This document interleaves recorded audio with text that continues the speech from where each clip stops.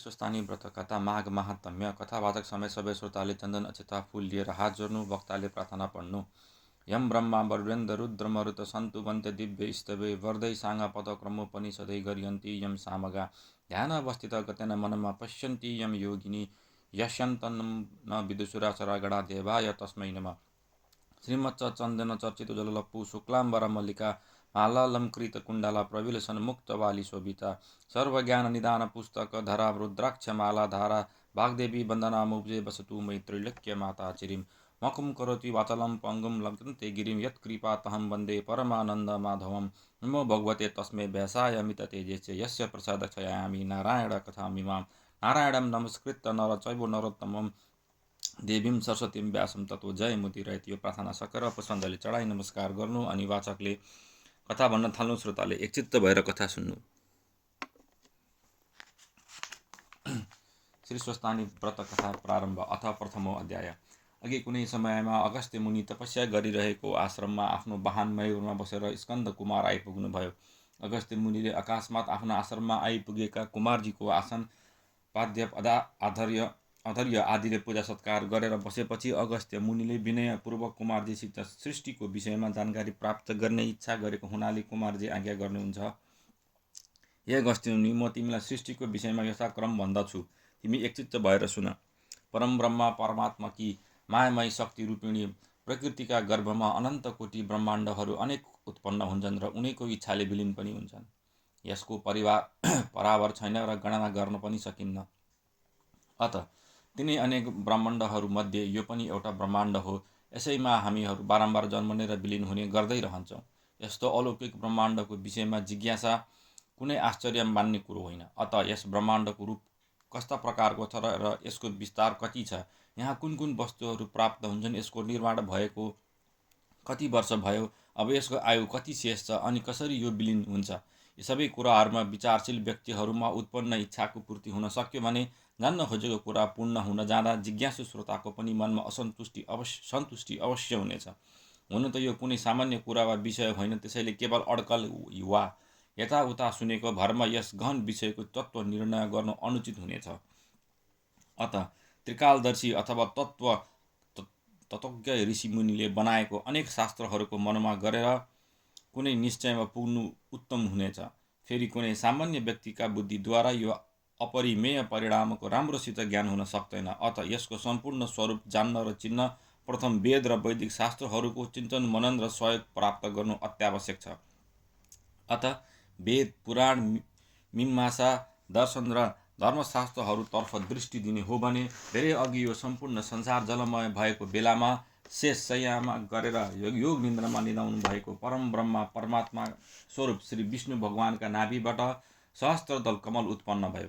त्यही कमलमा चतुर्मुख ब्रह्मा बसेर संसार रचना गर्ने विचार गर्न लाग्नुभयो। त्यसै बखतमा श्री विष्णु भगवानका कानी गुजीबाट अत्यन्त पराक्रमी मधु र कैटभ नाम गरेका बलवान दुई दैत्य उत्पन्न भए। ती मधु कैटभ दैत्यले त्यो जलमय संसारमा कहाँ के छ भने सबैतिर भ्रमण गर्दा ब्रह्मा बसेको सहस्त्रदल कमलनेर पुगेपछि कमलको डाँठ देखेर त्यही डाँठ समाति सरासर माथि गएर ब्रह्मालाई बसेको देखेर ती ब्रह्मालाई खसाल्न तयार भए। अनि भयभीत भएका ब्रह्माले श्री योगमायाको आराधना गरे। तत्काल योगमाया प्रकट भइन्। श्री योगमाया प्रकट भएपछि अञ्जली जोरी बिन्ती गरे, हे ईश्वरी, भगवान विष्णुलाई जागा गराइदिनुहोस्। यस्तो ब्रह्माको प्रार्थना सुनेर योगमायाले विष्णु भगवानलाई जागा गराइदिनु भयो। श्री विष्णु भगवान जागा भएर ती मधु कैटभ दैत्यलाई देखेर तत्काल युद्ध गर्न आरम्भ गरे। ती दैत्य र विष्णु भगवानको दिव्य 5000 वर्षसम्म युद्ध चलिरह्यो। त्यति हुँदा पनि मधु कैटभ दैत्यलाई जित्न समर्थ भएनन् र भने, हे दैत्य हो, तिमीहरू ठुलो पराक्रमी रहेछौ, तिम्रो युद्धले म सन्तुष्ट भएँ, इच्छित वरदान माग। विष्णु भगवानको आज्ञा सुनि मधु कैटभ दैत्यले निकै अहङ्कारपूर्ण स्वरमा भने, हे विष्णु, यो युद्धमा तिमीले हामीलाई जितेनौ कि हामीले तिमीलाई पराजित गर्यौँ? तसर्थ तिमी हार्नेले के वरदान देऊला, बरु तिमीलाई जे इच्छा छ हामीसँग वर माग। यति दैत्यले भनेको सुनि विष्णु भगवान आज्ञा गर्नुहुन्छ, हे दैत्य हो, तिमी दुवैले भनेअनुसार म वर माग्न तयार छु, तर वाचा गर अनि मात्र माग्दछु। त्यति सुनेर अहङ्कारमा डुबेका ती मधु कैटभले भने, तिमीले जे मागे पनि हामी दिनेछौँ। यति वाचा गरेपछि विष्णु भगवान आज्ञा गर्नुहुन्छ, हे पराक्रमी दैत्य हो, म अरू के वर मागौँ, तिमी दुवैलाई मार्दछु, मेरो हातबाट मर। यस्तो विष्णु भगवानको वचन सुनि ती अहङ्कारी दैत्यहरूले भने, हे विष्णु, तिमीले कपट गरेर वर माग्यौ तापनि हामीले वाचा गरेको हुनाले दिन्छौँ। यति भनेर ती दुवैले मनमने विचार गरी चारैतिर जलमय संसार देखेर विष्णु भगवानसित भने, हे विष्णु, हामीलाई जल नभएको स्थानमा मार। मधुकैटभले यति भनेको सुनि विष्णु भगवानले ती दुवै दैत्यलाई आफ्नो काखमा लिई हेलैसित मारिदिए। तिनै दैत्यको बोसो शक्ति शीतकालमा तुषारले पानी जमे जस्तै समुद्रको जलमा जमेर पृथ्वी भइन्। त्यसै कारण पृथ्वीलाई मोदिनी पनि भन्दछन्। मासुले पर्वत भए, हाडले ढुङ्गा पत्थर भए। त्यो देखेर ब्रह्माजीले अब सृष्टि आरम्भ गरौँ भनी सबैभन्दा पहिले 14 लोक भएको एउटा भुवन सृष्टि गरे। एउटा ब्रह्माण्डमा प्रधान 14 भाग हुन्छन् भन्ने कथाको प्रमाण पाउन सकिन्छ। अब जसको अन्त्य छैन, ती परम ब्रह्माको वर्णनतिर विचार गरेको खण्डमा त्यो ब्रह्माण्डको स्वरूप मनुष्यको देहको स्वरूप जस्तो छ। ठिक त्यस्तै छ। मनुष्यको देह जस्तै ब्रह्माण्ड स्वरूप देहको मेरुदण्ड हुन्छ। त्यसैलाई सुविज्ञ ऋषि मुनि र शास्त्र निर्माताहरूले सुमेरु पर्वत भन्ने नामकरण गरेका हुन्। हे अगस्त्य मुनि, मेरुदण्डको आधारमा जसरी मानिसहरूको देह ठाडो रहन्छ, ठिक त्यसै गरी ब्रह्माण्ड रूपी देह ठाडो रहन्छ। हाडाका तरीहरूको जोर्नीद्वारा मेरुदण्ड बनेको हुन्छ। त्यो तरीलाई पर्व भन्दछन्।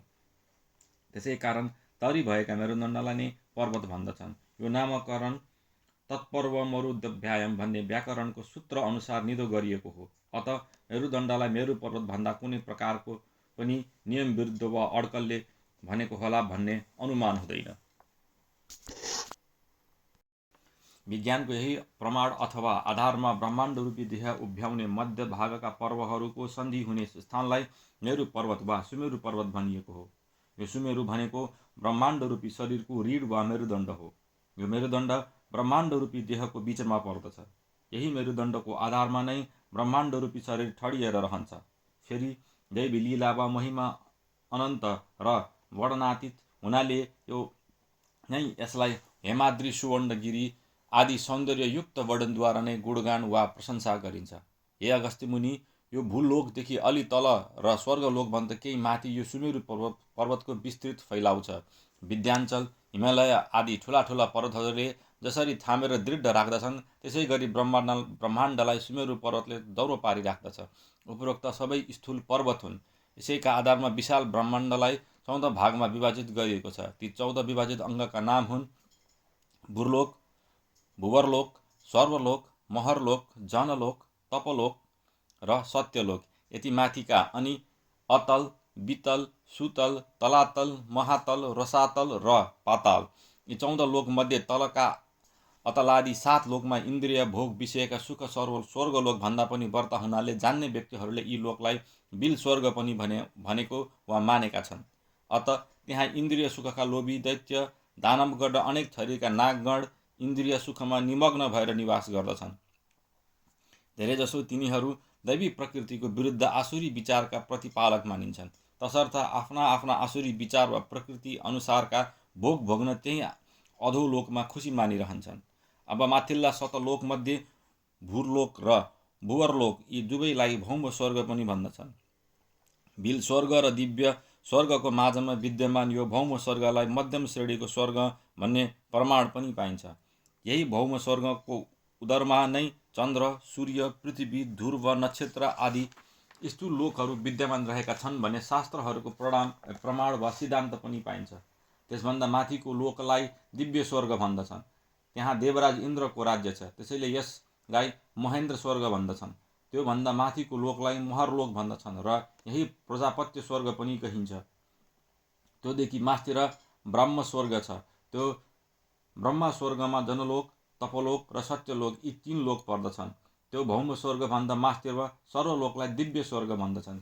त्यसपछिको महरलोकलाई प्रजापत्य स्वर्ग भन्दछन्। अनि जनलोक, तपलोक र सत्यलोक यी 3 ब्रह्मा स्वर्ग कहिन्छन्। यी दिव्य प्रजापत्य र ब्रह्मा स्वर्गमा सात्विक प्रकृति भएर उन्नत विचार र अनेक धर्म कर्म गर्ने पुण्यात्मा व्यक्तिहरू ती पुण्यको नियम अनुसार क्रमशः माथिल्ला तथा अझ उच्च माथिल्ला लोकमा निवास गर्दछन्। यस कथनको वर्णन महर्षि पतञ्जलिको योगादर्शनमा विस्तारले गरिएको छ। सुयोग्य विद्वानका लागि अवलोकन योग्य छ। अविची नरकदेखि मेरुपृष्ठसम्मको भागलाई भूलोक भन्दछन्। मेरुपृष्ठको मास्तिर ध्रुवलोकसम्म नक्षत्र, ग्रहण र ताराहरूको निवास स्थानलाई अन्तरिक्ष स्थान वा भूलोक भन्दछन्। त्यो लोकभन्दा माथि माहेन्द्र स्वर्ग, अनि त्योभन्दा माथितिर प्रजापत्य स्वर्ग, फेरि प्रजापत्य स्वर्गभन्दा माथि भौम स्वर्ग अथवा भूर्लोक वा भूवरलोक भित्र नै यो जहाँ हामी सबै प्राणीहरू छौँ हामीहरूको पृथ्वी छ। यसलाई कोही संसार भन्दछन् भने कोही दुनियाँ पनि भन्दछन्। कतिपय जान्ने व्यक्तिहरू यसलाई भूगोल पनि भन्दछन्। फेरि अनेक शास्त्रज्ञहरूले स्थान स्थानको वातावरण अनुसार यसलाई भूर्लोक मानेका छन्। फेरि यही भूर्लोकलाई अनेक शास्त्रले 7 विभागमा विभक्त गरेको वर्णन पनि पाइन्छ। ती 7 भागलाई अलग अलग पार्ने वा सीमा निर्धारण गर्ने ठुला ठुला अगाध 7 सिन्धुहरू पनि छन्। यिनै समुद्रहरूलाई 7 समुद्र पनि शास्त्रले नै भनेका छन्। यी समुद्र र द्वीपहरू विभाग चाहिँ संसारका प्रत्येक प्राणी भिन्ना भिन्नै रूप र गुणबुद्धि भएका झैँ यी समुद्र र द्वीप छुट्टा छुट्टै छैनन्। बरु केराको थामामा पत्र भए झैँ अथवा कमलको फुल खुम्चिएको जस्तै एकले अर्कोलाई ढाकिराखेको हुन्छ। ती विशाल 7 द्वीपमध्ये 6 द्वीपका माझमा रहेको यो निकै ठुलो रूप भएको हुनाले स्पष्ट देखिने, जसमा हामी समस्त चराचर जीवन निवास गर्दछौँ, यो जम्बू द्वीप हो। यस द्वीपलाई छ्यार नुनिलो सिन्धुले सबैतिरबाट घेरिरहेको छ। त्यसपछि जम्बू द्वीपकै नजिकमा पलक्ष नामको द्वीप छ। त्यस द्वीपलाई इक्छु नामको समुद्रले घेरिराखेको छ। त्यसपछि कुश द्वीप छ, उसलाई घृत नामकको समुद्रले घेरिरहेको छ। अनि चौथो क्रौञ्च नामकको द्वीप छ, त्यसलाई नदीमण्डोद समुद्रले घेरिरहेको छ, अर्थात् त्यसको चारैतिर दहीको समुद्र छ। अनि साग द्वीप छ, त्यसलाई स्वच्छ दुधको समुद्रले चारैतिरबाट घेरिरहेको छ। अनि अन्तिममा 7औं पुष्कर द्वीप हो, उसलाई जल नामक समुद्रले घेरिराखेको छ। यी 7 द्वीपहरूमा माझको र सबैभन्दा सानो यो जम्बू द्वीप नै मानिएको छ। त्योभन्दा बाहिरको पलक्ष द्वीप र जम्बू द्वीपको दोब्बर ठुलो छ। यही क्रमले एउटा भन्दा अर्को समुद्र र द्वीपहरू ऊभन्दा ऊ ठुलो भएर बढ्दै गएका छन्। यो शास्त्रीय प्रमाण हो। यस प्रकार 7 समुद्र र 7 द्वीपले चारैतिरबाट घेरेको सम्पूर्ण स्थानलाई नै भूर्लोक मानिन्छ वा भन्दछन्। अनि भूर्लोक, भूवरलोक र स्वर्गलोक चाहिँ बराबर परिणामका मानिन्छन्। उपरोक्त तीनै लोक माथिका 4 लोकभन्दा निकै विस्तृत छन्। फेरि यो मृत्युलोक र भूर्लोकको प्रत्यक्ष सम्बन्ध छ भन्ने मान्दछन्। यी द्वीप र समुद्रको मानचित्र संक्षेपमा दर्शाइए तापनि अझ विस्तृत हेर्नुहोस्। ती 7 समुद्र र द्वीपहरू छैनन् भन्न सकिन्न, किनकि ती प्रत्यक्ष छन्। अनेक पुराण र शास्त्रहरूमा हुँदै नभएको मिथ्या वर्णन मात्र गरेको हो भन्ने अनेक शङ्का गर्ने सज्जनहरूको पनि न्यूनता छैन। तर यो उहाँहरूको भुल वा अज्ञान हो, किनकि उपरोक्त समुद्रहरू यहाँ देखिने प्रशान्त महासागर, अन्ध महासागर, हिन्द महासागर, लाल सागर जस्ता सागर होइनन्। यी अन्तरिक्षका अनेक थरीका सामग्रीहरूबाट तयार भएको स्वच्छ वातावरण रूपी उदधी समुद्र हुन्। बन्दा गोबीको पात झैँ एउटा माथि अर्को र त्यसमाथि फेरि अर्को गरेर बेरिएका हुन्छन्। हामीहरू भएको यी जम्बू द्वीपलाई भारत वा भारतवर्ष पनि भनिन्छ। हिजो आजको भूगोलद्वारा हामी जुन पृथ्वीलाई जान्दछौँ त्यही नै भारतवर्ष हो। यसलाई भारतखण्ड पनि भन्दछन्, जसलाई हामी भारतवर्ष भन्दछौँ। यो वास्तवमा भारत द्वीप हो। यही भारत द्वीपलाई हिन्दुस्तान पनि भनिन्छ। यो जम्बू द्वीप अथवा भारतवर्ष नाम भएको भूमिको तलतिर अर्थात् जलको मासतिर नृलोक, भूर्लोक, भूवरलोक र स्वर्गलोक भित्र नै भूर्लोकको दाहिने तिरको मैदानमा पितृलोक, प्रेतलोक र नरकलोक, यी 3 लोकहरू पनि विद्यमान छन्। अविचीदेखि मेरु पृष्ठसम्मको स्थानलाई भूर्लोक मानिएको छ। यसै कारण पितृलोक, प्रेतलोक र नरकलोक यी 3वटा लोकहरू भूर्लोकभित्र नै पर्दछन्। यो सुविज्ञले बुझेर अरूलाई पनि बुझाउने विषय हो। कुमारजी आज्ञा गर्नुहुन्छ, हे अगस्त्य मुनि, यो संसारको चारैतिर दृष्टि फिराएर हेर्दा यो कुरा स्पष्ट रूपमा भन्न सकिन्छ कि यहाँका एक एक कुरा वा पदार्थ कुनै यन्त्र विशेषको चक्र आफ्नो धुरीमा घुमिरहे झैँ क्रमले घुमिरहेको छ। किनकि कुनै पनि चक्र लगातार घुमिरहँदा त्यसको आधा भाग तलतिर र आधा भाग माथितिर रहन्छ भन्ने कुरा स्पष्ट थाहा हुन सक्दछ। ठिक त्यसै गरी यो ब्रह्माण्ड प्रकृतिको गति पनि चक्र घुमे जस्तै घुमिरहन्छ। त्यसैमा 2 प्रकारको सृष्टि हुन्छ, 1 व्यष्टि सृष्टि र 2 समष्टि सृष्टि। यसै क्रममा फन पनि घुमिरहने प्रकृतिको फन्कोमा व्यष्टि सृष्टिको प्रवाह तलबाट मासतिर आउँछ। अतएव यो तमोगुणबाट उक्लदै सत्वगुणसम्म पुग्दछ। त्यसको विपरीत समष्टि सृष्टिको प्रवाह चक्र चाहिँ माथिबाट तलतिर वर्लन्छ। यही क्रमले यो ब्रह्माण्डमय प्रकृतिमा अथवा सृष्टिको अनादिकालमा सत्वगुण प्रधान सत्ययुग प्राप्त हुन्छ। त्यसपछि रजोगुण र तमोगुण प्रधानता अनुसार नै त्रेता, द्वापर र कलियुगहरू उत्पन्न हुँदै रहन्छन्। हे अगस्त्य मुनि, यस प्रकारको युग चक्र अनेक पल्ट घुमिरहन्छ वा चक्कर खाइरहन्छ। ब्रह्माण्ड प्रकृतिको गति पनि बिस्तार बिस्तार सत्व गुणको भोग गर्दै र रजो गुणतर्फ पनि डुल्दै फिर्दै अन्त्यमा तमो गुणको काखमा विराजमान हुन थाल्दछ। ठिक यसैबाट ब्रह्माण्ड तमोमय हुन जान्छ। जुन कल्प चलिरहेको छ त्यो प्रलयको विशाल उदारमा जान्छ। यसलाई महाप्रलय, सृष्टिको अवसान, कल्पान्त अथवा ब्रह्माण्ड प्रकृतिको एक चक्रवात गतिको समाप्ति भन्दछन्। यो निर्विवाद सत्य हो। कुमारजी आज्ञा गर्नुहुन्छ, ए अगस्त्य मुनि, यो ब्रह्माण्ड प्रकृतिको घुमिरहने चक्रको गतिको सिद्धान्त अनुसार यो कुराको निश्चय गर्नु युक्तियुक्त नै हुन आउँछ। त्यसको अर्थ के भने, यी ब्रह्माण्ड प्रकृतिमा सबभन्दा पहिले सत्वगुण बढी भएको विकास हुनाले पहिलो सृष्टिकालमा उत्पन्न हुने मानवहरू पनि पूर्ण रूपेण सत्वगुणी नै हुन्छन्। तर दैवी जगतमा ठिक यसको विपरीत अपूर्ण तमोगुण बढी हुने असुरहरू उत्पन्न हुन्छन्, किनकि ब्रह्माण्ड प्रकृतिको वा समष्टि सृष्टिको गति तलतिर नै गइरहने हुनाले त्यसको क्रम चलाउने तामसिक शक्ति भएका असुर गुण पहिले नै उत्पन्न हुन्छन् अनि मात्र देवताहरूको सृष्टि हुन्छ। अत दैवी सृष्टिमा प्रथम अपूर्ण असुरहरू उत्पन्न हुन्छन् अनि देवताहरू उत्पन्न हुन्छन्। मनुष्य सृष्टिमा चाहिँ प्रथम परिपूर्ण मानव उत्पन्न हुन्छन्। त्यसपछि क्रमले कर्तव्य र अधिकारको नियमअनुसार त्यस सृष्टिको गति तल तल झर्दै आउँदा थोरै ज्ञान र अत्यल्प शक्ति भएका मानव उत्पन्न हुन थाल्दछन्। कुमारजी आज्ञा गर्नुहुन्छ, हे अगस्त्य मुनि, समस्त पदार्थको शक्तिहरू मनन र चिन्तन गरेर नसकिने खालका छन्। अत हाम्रा माननीय वा चिन्तनीय ज्ञानद्वारा तिनीहरूको रूप थाहा पाउन सकिँदैन। तापनि अचिन्तनीय ज्ञानद्वारा सम्पूर्ण नभए पनि आंशिक रूपमा थाहा पाउन सकिन्छ। फेरि हाम्रा मननीय र चिन्तनीय तर्क अथवा युक्तिहरू त्यहाँ पुगेपछि मौन रहनु बाहेक अन्य केही कार्य गर्न पनि असमर्थ हुन्छन्। अनेक शास्त्र र पुराणहरूको अध्ययन मनन गर्ने हो भने सबै पदार्थका शक्तिहरू अचिन्तनीय भए पनि ज्ञान गोचर हुनाले सृष्टिका अधिष्ठता ब्रह्माको सृष्टि संरचना गर्ने काम स्वाभाविक नै हो भन्ने निष्कर्ष वा सिद्धान्तको निर्णयमा पुग्न सकिन्छ। कुमारजी आज्ञा गर्नुहुन्छ, हे अगस्त्य मुनि, यस विषयमा अनेक मतमतान्तर पाइन्छन्। जस्तै कोही ईश्वरले आफ्नो सृष्टिका शक्ति प्रकट गर्न यो सृष्टि गरेको भन्दछन्। कसैको विचारमा यो सपना जस्तै हो, वास्तवमा केही पनि होइन, केवल मायाको विकास मात्र हो पनि भन्दछन्। अन्य कसैको विचारमा यो ईश्वरको इच्छा मात्र हो, अरू केही होइन पनि भन्दछन्। कोही यो कालक्रमले भएको हो भन्दछन्। कतिको भनाइ छ केवल भोगको लागि बारम्बार सृष्टि हुन्छ र नाश पनि हुन्छ। कोही यो मात्र क्रीडाका लागि सारा जगत रचना गरिएको हो भन्ने पनि छन्। तर उपरोक्त सारा पक्ष वा तर्कहरू सुयोग्य विचारका सामुन्ने धेरै समयसम्म अडिन सक्दैनन्। वास्तविक तथ्य के हो भने सृष्टि गर्नु अखण्ड ब्रह्माको एउटा स्वभाव नै हो। त्यस्तै सचितानन्द विज्ञानघन आनन्दकन्द ब्रह्मादेवको पनि सृष्टि गराउने स्वभाव हो, प्रकृति हो, अनिवार्यता हो। त्यो स्वभावले पानीको चिसो र आगोको तातो प्रकृति जस्तै हो। त्यसको सर्वव्यापक ब्रह्माको सत्ता नहुने कुनै पनि देश, काल आदि छैन। अत तिनैको शक्ति स्वरूपिणी महामाया अथवा प्रकृतिको पनि प्रबल सत्ता सबैतिर विद्यमान छ।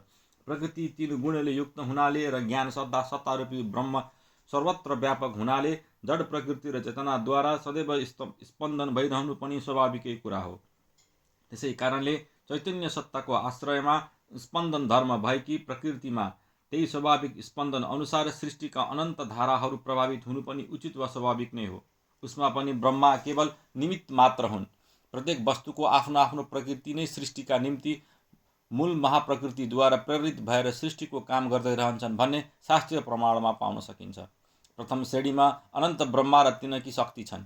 द्वितीय श्रेणीमा अनेक ब्रह्माण्डहरू छन् अनि तृतीय श्रेणीमा प्रत्येक ब्रह्माण्डहरूका सृष्टिकर्ता ब्रह्मा छन् अनि आफ्नो परिणाम अनुसार पुरा 100 वर्ष जीवित रहन्छन्। त्यही 100 वर्षको आयुलाई पर भन्दछन्। त्यसको आधा अर्थात् 50 वर्षलाई परार्ध भन्दछन्। कालको परिणाम बुझेपछि मात्र ब्रह्माको आयु बुझ्न वा जान्न सकिन्छ। अत त्यो कालको परिणाम यस प्रकार छ। 15 निमेषको एक काष्ठा र 30 काष्ठाको एक कला कहिन्छ। 30 कलाको एक मुहुर्त र 30 मुहुर्तको एक अहोरात्र मानिन्छ। अनि 30 अहोरात्रको एक महिना वा शुक्ल र कृष्ण दुई पक्ष हुन्छन्। फेरि 6 महिनाको एक अयन हुन्छ। अयन पनि दुई प्रकारका हुन्छन्, दक्षिणायन र उत्तरायण। ती दुई अयनको नै एक वर्ष हुन्छ। तिनमा उत्तरायण दिन हो र दक्षिणायनलाई रात भन्दछन्। यसै किसिमले दिव्य वर्षको परिणाम मिलाउनु पर्दछ। यसै क्रममा मानवीय सत्य, त्रेता, द्वापर र कली 4 युग हुन्छ। सत्यगुणको प्रमाण दिव्य 4000 वर्षको हुन्छ। त्रेतायुग दिव्य 3000 वर्षको र दिव्य 2000 वर्षको द्वापर युग अनि दिव्य 1000 वर्षको कलियुगको परिणाम मानिन्छ। अनि सत्ययुगको पूर्व सन्ध्या 400 दिव्य वर्षको र उत्तर सन्ध्या पनि दिव्य 400 वर्षको नै मानिन्छ। त्यसै प्रकार त्रेतायुगको पूर्व सन्ध्या दिव्य 300 वर्षको र उत्तर सन्ध्या पनि दिव्य 300 वर्षको नै मानिन्छ। फेरि द्वापर युगको पूर्व सन्ध्या 200 दिव्य वर्षको र उत्तर सन्ध्या पनि दिव्य 200 वर्षको हुन्छ। अनि कलियुगको पूर्व सन्ध्या 100 दिव्य वर्ष र उत्तर सन्ध्या 100 दिव्य वर्षको हुन्छ। अत यी सबैको जोड गर्दा 10,000 दिव्य युग वर्ष हुन्छ। अत युग सन्ध्याको परिमाण दिव्य 2000 वर्ष भयो। त्यो पनि जोड्दामा जम्मा 12,000 दिव्य वर्ष भयो। यही दिव्य 12,000 वर्षमा नै सत्य, त्रेता, द्वापर र कलि चारै युग समाप्त हुन्छन्। कुमारजी आज्ञा गर्नुहुन्छ, हे अगस्त्य मुनि, कल्पको आदिमा नारायण नामका ब्रह्माले सृष्टि गरेको किसिम भन्दछु, एकाग्र चित्तले सुन। अघि कल्पान्तमा निन्द्राबाट उठेका सत्ययुगी महाप्रभु ब्रह्माले सम्पूर्ण लोक शून्य भएको देखेर यो जलमय जगतमा पूर्व कल्पको अन्त्यमा पृथ्वी अवश्य जलभित्र डुबेकी होलिन् भन्ने निश्चय गरेर ती जलमा डुबेकी पृथ्वीलाई माथि झिक्ने इच्छा गरेर अघिका कल्पहरूमा जस्तै मत्स्य, कच्छप आदि रूप धारण गर्नुभयो। त्यस्तै यस कल्पमा यज्ञमय वराहहरूको रूप धारण गरेर उभिनुभयो। अनि जनलोक निवासी ऋषिमुनि सिद्धहरू उहाँको अनेक प्रकारले स्तुति गर्न लागे। वराह स्वरूप भगवान चाहिँ पृथ्वीको उद्धार गर्ने इच्छा गरी तत्काल जलमा हाम फाल्नुभयो। अनि अनेक लोक नाग्दै पातालमा पुग्नुभयो। पृथ्वीले देखेर वराह भगवानको अनेक स्तुति गरिन्। अनि वराह भगवानले आफ्नो तीखा र भयङ्कर धारामा पृथ्वीलाई उचालेर एकावण्डव जलमाथि जल जान लागेका भगवान वराहको योगी र ऋषि मुनिहरूले स्तुति गर्न लागे। अनि वराह भगवानले ती पृथ्वीलाई त्यही अगाध सिन्धुको जलमा कुनै ठुलो जहाज राखे जस्तै टक्क राखिदिनुभयो। ढुङ्गा जस्तै विस्तृत रूपमा तुल्याइदिनु भएकाले फेरि डुबेर जलमा हराउने भय रहेन। कुमारजी आज्ञा गर्नुहुन्छ, हे अगस्त्य मुनि, अनि तिनै पृथ्वीमा समतल मैदान बनाएर अगाडिका कल्पहरूमा डढेका र लडेका समस्त पहाड पर्वतहरू जस्ताको तस्तै पारिदिनुभयो। यति काम गर्न 3 अनन्त कोटि ब्रह्माण्ड नायक र शक्तिशाली भगवानको लीलाले नै भएको हो। उनलाई कुनै दुःख वा कष्ट थिएन। अनि जस्ताको त्यस्तै 7 समुद्रहरूले पृथ्वीको भिन्न भिन्न भाग पारेर भुवरलोक र सर्वलोक समेत कल्पना गरिदिनुभयो। यति गर्दा गर्दै रजोमूर्ति ब्रह्मा तत्काल चतुर्मुखी ब्रह्माको स्वरूपमा परिणत हुनुभयो। साक्षात् नारायण नै चतुर्मुखी ब्रह्मा बनेर संसार सृष्टि गर्न आरम्भ गर्नुभयो। त्यस सृष्टिको कार्यमा चतुर्मुखी ब्रह्मा बनेर संसार सृष्टि गर्न आरम्भ गर्नुभयो। त्यस सृष्टिको कार्यमा चतुर्मुखी ब्रह्मा केवल कारण मात्र हुनुभएको हो। प्रधान कारण त सृजन्य वस्तुकै प्रभाव वा शक्ति हो। किनकि सूक्ष्म सानो वस्तु स्वयंकै बलले स्थूल ठुलो वस्तुको रूपमा बदलिन समर्थ हुन्छ। अत स्रष्टा ब्रह्माजी केवल एक निमित्त मात्र मानिन्छन्। कुनै पनि सत्यले निमित्त बाहेक अन्य कुनै वस्तुको इच्छा गर्दैन। इति श्री स्कन्द पुराणे केदारखण्डे माघ महात्म्ये कुमार अगस्त्य संवादे शीर्षस्थानी परमेश्वराय व्रत कथायां सृष्टि कर्म वर्णनम नमो प्रथमो अध्याय।